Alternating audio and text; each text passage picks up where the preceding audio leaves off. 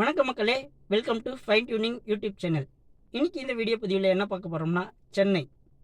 இன்றைக்கி சென்னையை சுற்றி OMR, Poonamallee, Kundrathur, red hills போன்ற இடங்களில் நம்ம அப்பார்ட்மெண்ட் சேலு, ஃப்ளாட்ஸ் காலி, இன்னும் பல வகையான அட்வர்டைஸ்மெண்ட் பார்க்குறோம். ரியல் எஸ்டேட் பிஸ்னஸ் நடக்கிறத பார்க்குறோம்.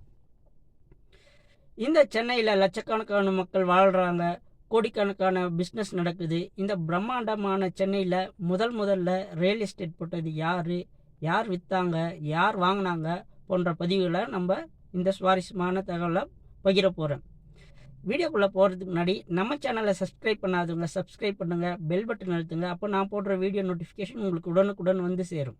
வாங்க வீடியோக்குள்ளே போகலாம். சென்னையை உருவாக்குனவர் ஃப்ரான்சிஸ் டே. இது எப்படின்னா 1602 லண்டனில் பிறந்து மச்சிலிப்பட்டினம் பிரிட்டிஷ் கம்பெனி ஃபேக்ட்ரி ஏஜெண்ட்டாக சேர்றாரு. ஸோ அங்கே பிரிட்டிஷ் ஃபேக்ட்ரி ஏஜெண்ட்டாக சேர சொல்ல டச்சுக்காரங்க அவங்கள பிஸ்னஸ் நடக்க விடாமல் தொல்லை கொடுக்குறாங்க. ஸோ அதனால் அவர் என்ன பண்ணுறாரு, அவருடைய அசிஸ்டண்ட் ஜாகர் ஆவான்னு கூட்டிக்கிட்டு இந்த பக்கமாக வராங்க, நம்ம ஊர் பக்கமாக வராங்க. அங்கே பார்த்தோன்னா ஆல்ரெடி டச்சுக்காரங்க கடல் ராஜாவாக இருக்கிறதுனால அங்கே புலிகேட் ஹார்பரை பிடிச்சி வச்சுட்டு அவங்களுக்கும் இடம் கொடுக்க மாட்டேன்றாங்க. சரி, இன்னும் கீழே இறங்கி வர்றாங்க. கீழே இறங்கி பார்த்தா ஒரு மணல் மேடு, சுற்றிலும் பார்த்தோன்னா ஒரு ஐலாண்டு தீவு.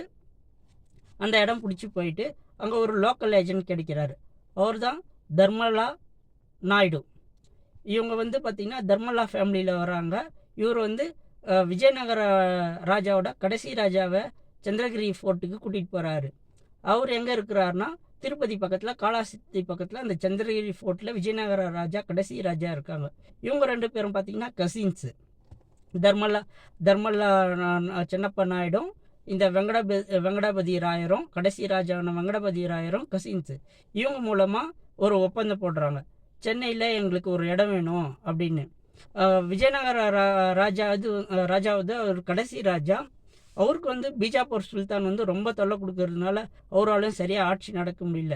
சரி, இருக்கிற இடத்த கொஞ்சம் நம்ம லீஸுக்கு விட்டு சம்பாதிக்கலாம்னு சொல்லிட்டு அவரும் ஒத்துக்கிட்டு இந்த சென்னையில் இருக்கிற அந்த மணல்மேடு பகுதியை, அதாவது புலிகேட்லேருந்து கீழே இப்போ இருக்கிற சென்ட் ஜார்ஜ் ஃபோர்ட் இருக்கிற இடத்த, அப்போ ஒரு மணல் மேடாக இருக்குது, அந்த இடத்த லீஸுக்கு கொடுக்குறாங்க.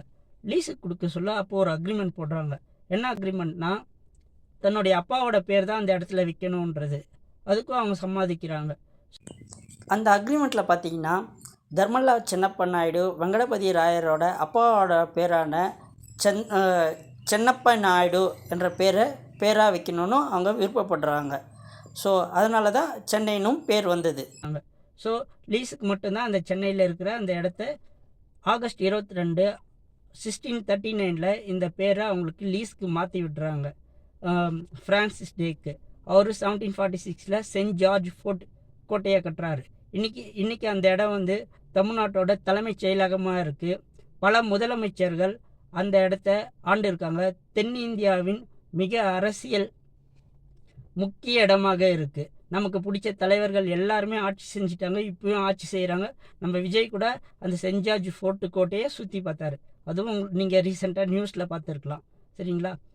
அந்த ஆகஸ்ட் 22, 1639 நடந்த அந்த சிங்கிள் கையெழுத்து, சந்திரகிரி ஃபோர்ட்டில் நடந்த கையெழுத்துனால தான் இன்றைக்கி சென்னையில் நம்ம மெட்ராஸ் டே அதே நாளில் கொண்டாடிட்டு இருக்கணும்.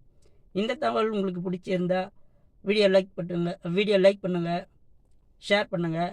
சென்னையில் நீங்கள் இப்போ எந்த ஏரியாவில் இருக்கீங்கன்னு கமெண்ட் பண்ணுங்கள். நன்றி, வணக்கம்.